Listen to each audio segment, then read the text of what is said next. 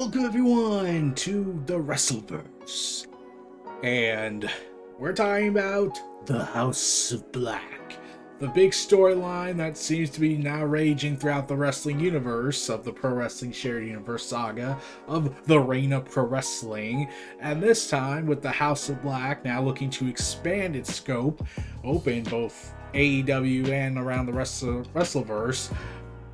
Let's talk about it. And one day I hope to interview Malakai Black. But anyways, that's a dream. One of the matches I'm here to talk about is his match with Buddy Matthews, his nemesis from WWE, when they were Buddy Murphy and Aleister Black. Oh, those were the days, wasn't it? When we could just get a good match on TV and not get pissed off at it. And then they would later retcon it and make us pissed off at it.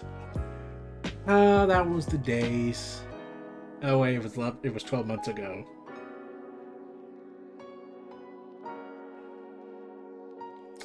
Okay. So while that depressing thought comes in, as you remember that Murphy lost to Aleister Black 3 times, and then was the one getting the push because that made sense. Paul Heyman's greatest plan to fruition to have Aleister Black be the next big star was eventually destroyed because Vince wanted to push McIntyre, so McIntyre got pushed and Aleister got thrown to the wayside. And sadly, that would basically mark the beginning of the end for his run in WWE, as he would be released a year later, just after 2 weeks of being around, along with Buddy Murphy, and they both reinvent themselves, Malakai Black becoming a crazed psychopathic leader of the House of Black, while Buddy Matthews is currently sprawling around the independent scene and in New Japan, his first big break coming in as he fought Kazuchika Okada at New Japan Pro Wrestling, which I will talk about eventually, during their strong shows in America. And they would once again meet up.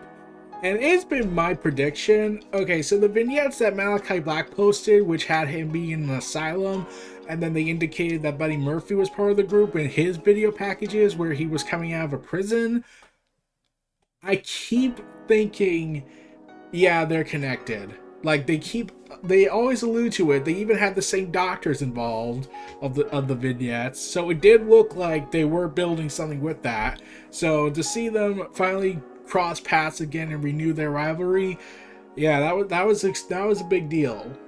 And I am still on that opinion that Buddy Matthews, as he's now known as in wrestling, is going to join AEW down the road, probably next year, and become part of the House of Black with Brody King and probably Andrade, El Idolo.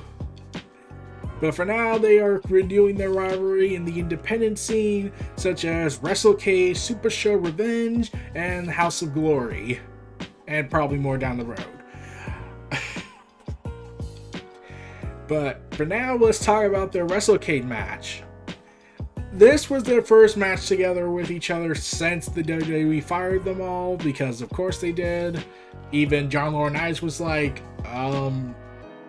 they fired you, I guess? I don't know what happened.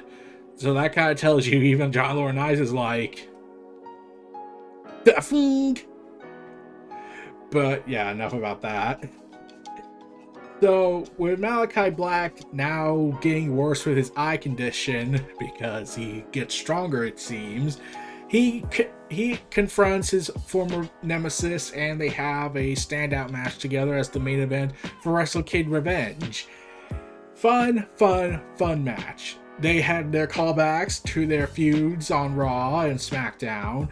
They especially had their feud with the Eye segment that led to Malakai Black becoming more powerful than ever. If you blind damage my eye, I will become more powerful than you can possibly imagine. And I love how WrestleCade commentators are allowed to talk about the storylines that Malakai's doing in AEW with Cody at that time. And I'm kind of amazed since they were in Winston-Salem, North Carolina. I was like, wait, are they going to reference like the Salem stuff, like Salem the witch thing or the Salem witch trials? Come on, it's like right there. No, they never did. I know it didn't. I don't recall if it took place there, but due to the name, I just thought they would make that reference for no reason. And they would have their teardown matches. They would tear the house down. They would have fun with it. And this lasted a very good 20 minutes before Malakai Black once again wins and defeats Buddy Murphy and Matthews in convincing fashion. See, I'm still calling him Murphy instead of Matthews. I've been so used to calling him Buddy Murphy, I can't help it. I'm sure that will fade with time as I talk more and more, but we'll see. But Buddy Matthews and Malakai Black tore the house down at WrestleCade being the main event. I am kind of annoyed that from what I heard from that show when I was watching the main event, I looked it up. Yeah, the match that had Thunder Rosa, Deonna Purrazzo, and Mercedes Martinez, that didn't even last 10 minutes, and I'm that guy that's like, how do you screw that up? No, seriously, how do you screw that up? Like, how do you not give these women 20 minutes to work and give you gold? Like, it's right there. The story is right there. The match is right there. But we'll give Malakai Black and Buddy Matthews their shot in the sun. And they did. They tore it down. And Buddy Matthews later went on Twitter, even after being defeated. And they did give this promo where Malakai was trying to compliment Buddy Matthews and everything. And even the fans loved it because he said... Because right before they even locked horns, they were already chanting, "This is awesome! This is awesome!" Remember the last time you got "This is awesome" before the match even happened? Before they locked horns? I think it was the Shield and Wyatt family. Rest in peace, Brody Lee. But man, that was still an awesome match. Oh man, I love that match. I still will, and I still watch it to this day on my iTunes because I downloaded the episode segment from the Elimination Chamber back when they had put the shows on iTunes store. Yeah. But yeah, it was something. Honestly, it was something. It's insane how these two guys, along with so many others, are thriving beyond the WWE to show you don't end. Your life doesn't end when you're gone from WWE. You're not finished. It's just the way things are. But yeah, these two had their callbacks to when Malakai got the eye. Loved that, and even Buddy Matthews went on Twitter and said Paul Heyman would be proud, Heyman Hustle, and Paul Heyman, who was a big supporter of those two, said, "Great talent will always find a way to showcase their abilities. I am indeed quite proud and never let promotional boundaries limit that and those who inspire my admiration." Yeah, so he basically admitted, WWE management's probably not going to like what I'm about to say, but I don't fucking care. I'm Paul Heyman. I'm Paul E. Dangerously. I'm pretty sure if they release me, I'm already having a contract offer from AEW and other promotions because, let's be real, I'm Paul E. Dangerously. I'm a creative mastermind genius. Also crazy. So, let's do the Don Callis segments with him. So they're kind of in this position where they can't do anything to Heyman, especially since Roman's going to protect him as much as he can, since Roman did say, "I don't want to do anything without Paul Heyman." So yeah. Oh man. But yeah, the fact that these two were Paul Heyman guys essentially without actually ever becoming Paul Heyman guys. Buddy Matthews revealed on the Chris Van Vliet show Insight that he pitched an idea to be Paul Heyman's associate on SmackDown. Said his pitch was not to be a Roman Reigns guy, but was to work as Heyman's hired gun. He would only take orders from Roman because Paul Heyman told him to. He'd be like the Judge Dredd. So he said this. So I was going to be a mixture of Big Boss Man, Judge Dredd for Heyman. According to Buddy Matthews, Heyman, the Usos, and Triple H were all supportive of his idea, and probably Roman because, it's Roman. However, those plans never came to fruition because the traitorous Nick Khan came in and sapped them from their contracts. Which led to a humiliating moment less than a month later when Malakai Black debuted in AEW when they thought he had a 90-day no-compete clause, only to reveal, he had a 30-day. We never renewed his we never changed his contract.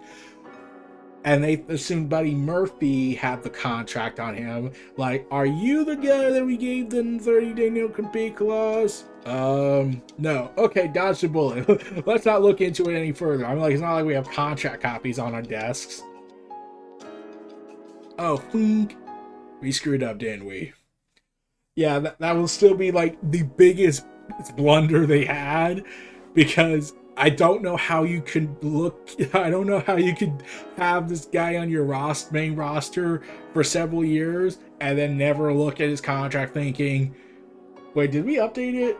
Nah, we're good. Just, that was such an humiliating oversight, I feel like. Like, how do you not have a department, how do you not have your department look at your contract? Like, I know they fired the guy for the whole Mickey James trash bag scandal. Still ticked off about that.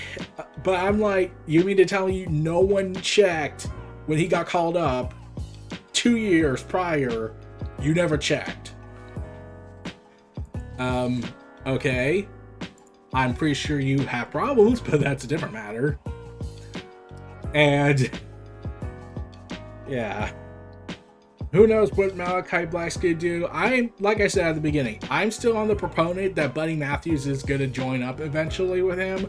Like, it's kind of like they gave away the hints before with how they've interacted with each other.